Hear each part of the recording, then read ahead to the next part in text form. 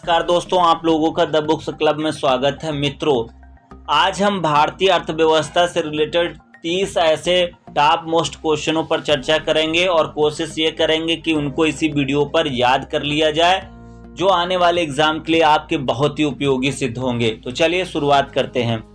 भारत में पहली नियमित जनगणना कब प्रारंभ की गई थी? भारत में पहली नियमित जनगणना कब प्रारंभ की गई थी? तो 1881 में हुई थी। भारत में पहली नियमित जनगणना कब प्रारंभ हुई थी? 1881 ईस्वी में। वर्ष 2011 की जनगणना भारत की कौन सी जनगणना थी? तो 15वीं थी। टॉप मोस्ट क्वेश्चन है कि वर्ष 2011 की जनगणना भारत की कौन सी जनगणना थी? तो 15वीं थी। भारत में जनसंख्या विभाजक दशक किसे माना जाता है? 1911 से 1921 ईस्वी। भारत में जनसंख्या विभाजक दशक किस वर्ष को माना जाता है? किसे माना जाता है? तो 1911 से 1921।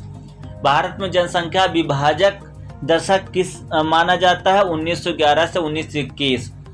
निम्नलिखित में से किस राज्य में सर्वाधिक अनुसूचित जनजातियां निवास करती हैं? तो मध्य प्रदेश एक ऐसा राज्य है जहां पर सर्वाधिक अनुसूचित जनजातियां निवास करती हैं। भारत में से निम्नलिखित में से किस राज्य में सर्वाधिक अनुसूचित जनजातियां निवास करती हैं? मध्य प्रदेश में। 2011 की जनगणना के अनुसार सर्वाधिक जनसंख्या वाले राज्यों का घटता हुआ क्रम क्या है? 2011 की जनगणना के अनुसार सर्वाधिक जनसंख्या वाले राज्यों का घटता हुआ क्रम क्या है? तो सबसे ज्यादा जनसंख्या नंबर फर्स्ट उत्तर प्रदेश में है, सेकंड महाराष्ट्र और नंबर थर्ड बिहार। तो क्या होगा? पहला उत्तर प्रदेश, दूसरा महाराष्ट्र और तीसरा बिहार। 2011 की जनगणना के अनुसार सबसे कम जनसंख्या वाले राज्यों का बढ़ता हुआ क्रम क्या है? 2011 की जनगणना के अनुसार सबसे कम जनसंख्या वाले राज्यों का बढ़ता हुआ क्रम क्या है? सबसे कम जनसंख्या सिक्किम में है, उससे थोड़ा सा ज्यादा मिजोरम में है और उससे ज्यादा अरुणाचल प्रदेश में है। 2011 की जनगणना के अनुसार सबसे कम जनसंख्या वाले राज्यों का बढ़ता हुआ क्रम क्या है? Number first Sikkim, number 2 Mizoram, number third Arunachal Pradesh. Next question, सर्वाधिक घनी आबादी वाले राज्य घटते क्रम में। सर्वाधिक घनी आबादी वाले राज्य घटते क्रम में क्या है? नंबर फर्स्ट बिहार, नंबर 2 पश्चिम बंगाल। सर्वाधिक घनी आबादी वाले राज्य घटते क्रम में क्या है? Number first Bihar, number second Paschim Bengal और number third Kerala. Number first Bihar, number second Paschim Bengal और नंबर थर्ड केरल है। जनसंख्या 2011 के अनुसार सबसे कम घनी आबादी वाले राज्यों का बढ़ता हुआ क्रम क्या है? तो सबसे कम घनी आबादी वाले राज्यों का बढ़ता हुआ क्रम है अरुणाचल प्रदेश, नंबर सेकंड मिजोरम और नंबर थर्ड सिक्किम। जब ये क्वेश्चन पूछा जाएगा कि 2011 की जनगणना के अनुसार सबसे कम घनी आबादी वाले राज्यों का बढ़ता क्रम क्या है, तो नंबर फर्स्ट पर आएगा अरुणाचल प्रदेश, नंबर 2 सेकंड पर मिजोरम और नंबर थर्ड पर सिक्किम। अगला क्वेश्चन है 2011 की जनगणना के अनुसार सर्वाधिक लिंगानुपात वाले राज्यों का बढ़ता हुआ क्रम क्या है? यानी सबसे ज्यादा लिंगानुपात वाले राज्यों का बढ़ता क्रम क्या है 2011 की जनगणना के अनुसार? Number first Kerala, number second Tamil Nadu और नंबर 3 मणिपुर। जनगणना 2011 के अनुसार सर्वाधिक लिंगानुपात वाले राज्यों का बढ़ता हुआ क्रम क्या है? Number first Kerala, number second हो गया आपका तमिलनाडु और नंबर थर्ड हो गया मणिपुर। जनगणना 2011 के अनुसार सबसे कम लिंगानुपात वाले राज्यों का बढ़ता हुआ क्रम क्या है? तो सबसे कम हरियाणा, सेकंड जम्मू कश्मीर और नंबर थर्ड सिक्किम।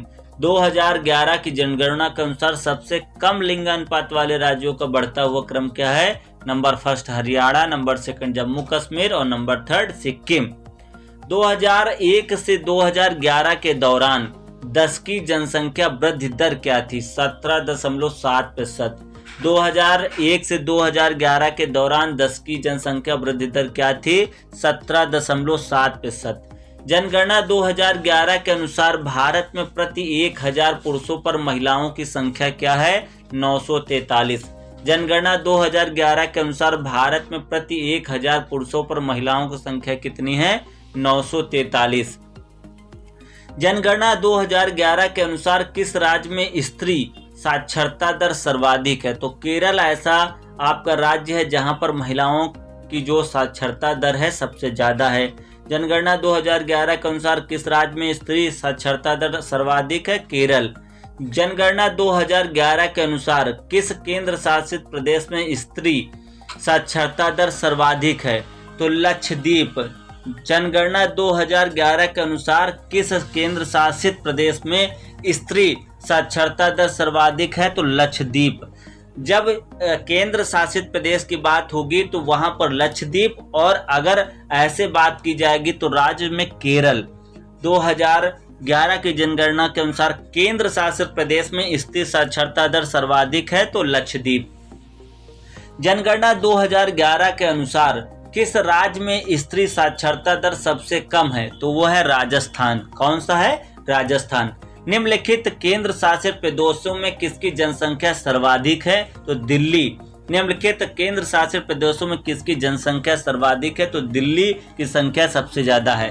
क्षेत्रफल की दृष्टि से भारत का सबसे बड़ा जिला कौन सा है? लद्दाख, जम्मू एवं कश्मीर। क्षेत्रफल की दृष्टि से भारत का सबसे बड़ा जिला कौन सा है? तो वो है लद्दाख, जम्मू एवं कश्मीर। जनसंख्या की दृष्टि से भारत का सबसे बड़ा जिला कौन सा है?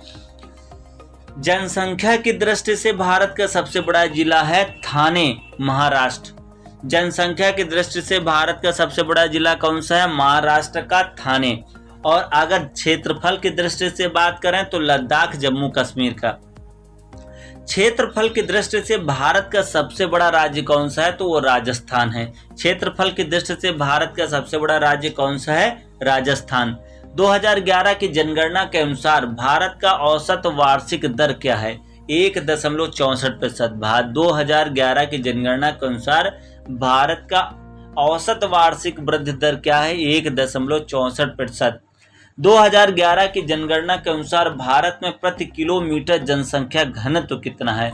तो 382 प्रति किलोमीटर जनसंख्या घनत्व है।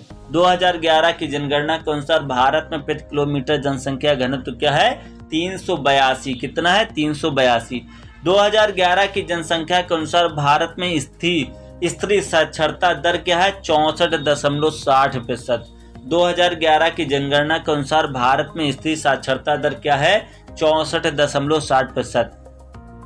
2011 की जनगणना के अनुसार भारत में जीवन अपेक्षा है जो 65.4 वर्ष, मतलब लगभग 66 वर्ष की मान सकते हो। 2011 की जनगणना के अनुसार भारत में जीवन अपेक्षा कितना है? 65.4 वर्ष। 65.4 वर्ष। 2011 की जनगणना के अनुसार किस केंद्र शासित प्रदेश की जनसंख्या घनत्व सबसे कम है?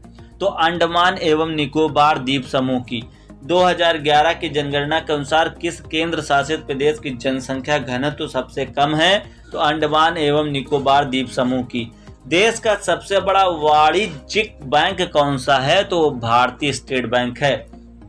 देश का सबसे बड़ा वाणिज्यिक बैंक कौन सा है? भारतीय स्टेट बैंक। केंद्र सरकार के बजट के चालू खाते में व्यय की सबसे बड़ी मद है ब्याज भुगतान। केंद्र सरकार के बजट के चालू खाते में व्यय की सबसे बड़ी मद क्या है? तो वो है ब्याज भुगतान। केंद्र सरकार के बजट के चालू खाते में व्यय की सबसे बड़ी मद है ब्याज भुगतान। आर्यन मल्होत्रा समिति का संबंध किससे है? बीमा क्षेत्र से है। आर्यन मल्होत्रा समिति का संबंध किससे है? बीमा क्षेत्र से है। योजना पत्रिका का प्रकाशन कहाँ से होता है? सूचना एवं प्रसारण मंत्रालय से होता है। योजना पत्रिका का प्रकाशन कहाँ से होता है? सूचना एवं प्रसारण मंत्रालय से। भारत का वित्तीय वर्ष प्रारंभ होता है 1 अप्रैल से। मोस्ट इंपॉर्टेंट क्वेश्चन है, कई बार एग्जाम में पूछा गया है। भारत का वित्तीय वर्ष प्रारंभ कब होता है? 1 अप्रैल से। अगला क्वेश्चन है, गिल्ड एंड बाजार किससे संबंधित है? गिल्ड एंड बाजार किससे संबंधित है? सरकारी प्रतिभूतियों से। गिल्ड एंड बाजार किससे संबंधित है? सरकारी प्रतिभूतियों से। बैंक नोट प्रेस कहाँ स्थित है? देवास में। बैंक नोट प्रेस कहाँ पर स्थापित है? देवास में स्थापित है। बैंक नोट प्रेस कहाँ स्थापित है? देवास में। मित्रों, ये 30 टॉप मोस्ट भारतीय अर्थव्यवस्था से रिलेटेड क्वेश्चन थे। अगर वीडियो अच्छा लगा हो तो लाइक, शेयर, कमेंट और सब्सक्राइब करना मत भूलिएगा। अगले वीडियो में हम साइंस के क्वेश्चनों पर बात करेंगे। बहुत बहुत धन्यवाद।